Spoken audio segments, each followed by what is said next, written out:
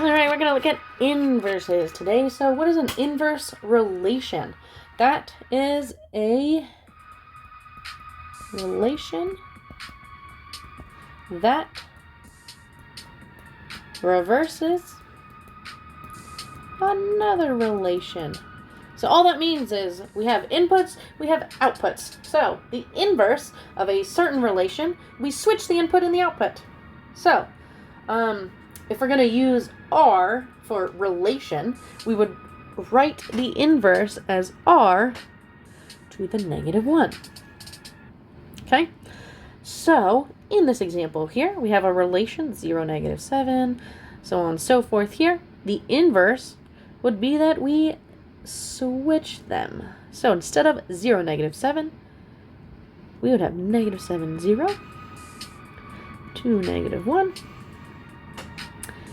-2, -4, and 3, 6. Right?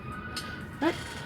1-to-1 is something that we want to talk about as well. A function has a 1-to-1 relationship if the relation and its inverse are functions. So, let me just write that. A function has a 1-to-1 relationship if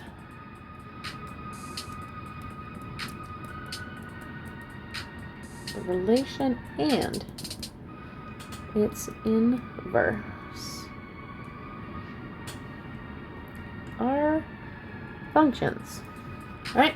So remember the vertical line test? To test to see if something is a function? Well, we have something called the horizontal line test, where we can look at a function, a relation, I should say, and we can determine if it is, if the inverse is a function by the horizontal line test.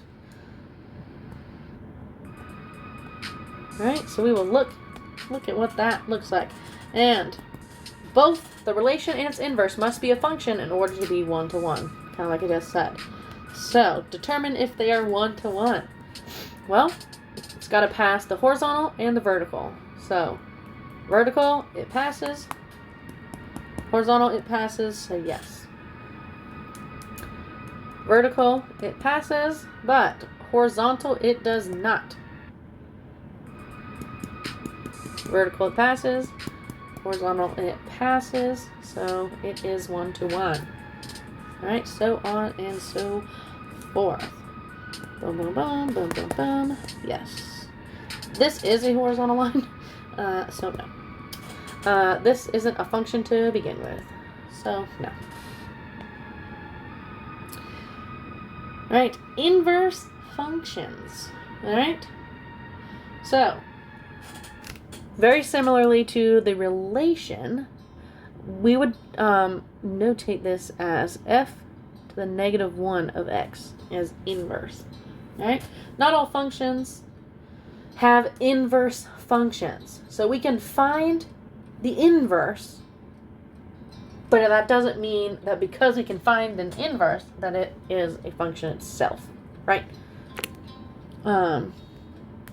So let's look at it. So how do we solve it? We do some algebra. We can replace replace y with x and x with y. So we're going to switch that input and output, and then we will solve for y. So these instructions are a little weird. It says replace f of x with y, interchange x and y, solve for y, rewrite y as f to the -1. Now, what we can do is we can say, hey, I have to switch my input and my output. So x equals 4. Now we can solve it for, say, y, or I can say, hey, x equals 4, f -1 of x minus 8. And then just solve for this term here. And it will be the same thing. Because I would add 8 to both sides. So x plus 8 and 4y. And again, it'd be the same thing here. And then we would divide by 4. So y equals x plus 8 divided by 4. And then we would just replace that y back with that inverse notation. So the inverse is x plus 8 over 4. And then we can state any domain restrictions if we have any, and find if it has if its inverse is a function. So this is a linear function, so it checks out. Domain is all real numbers. There's no issues here. Okay. Let's look at number 8 here. So I will switch x and y.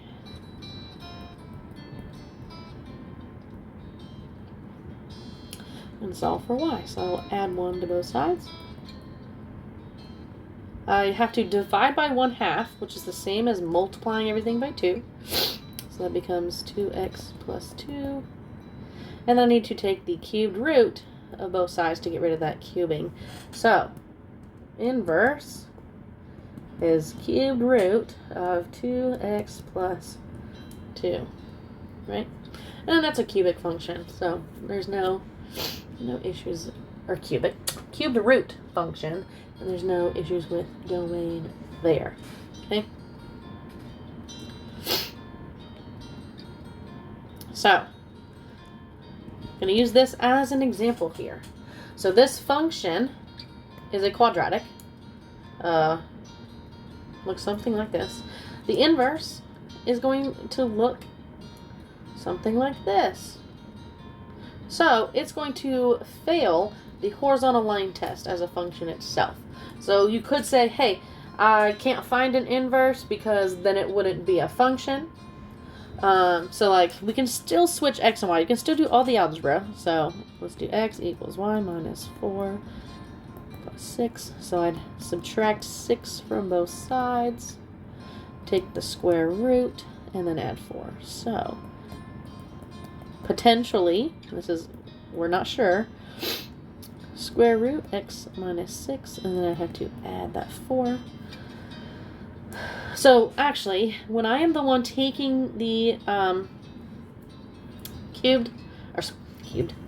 square root, I get both positive and negative. So that's what's going to create this piece right here.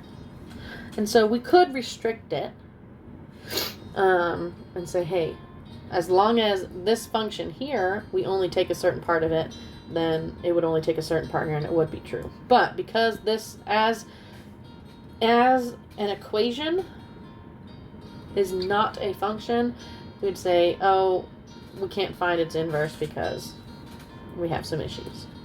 So I can show you that I've done all the algebra to like find an equation, but the equation itself is not a function. Okay? But like something right here, okay? So it's a quadratic, and it only was shifted down 1. But this is saying, hey, your input is only this part. So when I go to do the inverse, it'll look something like this. This becomes the new output, because we would switch. So it's only when y is greater than 0. So it would only be this part. So then it would be a function, right? And we're going to solve for that. So that is inverses.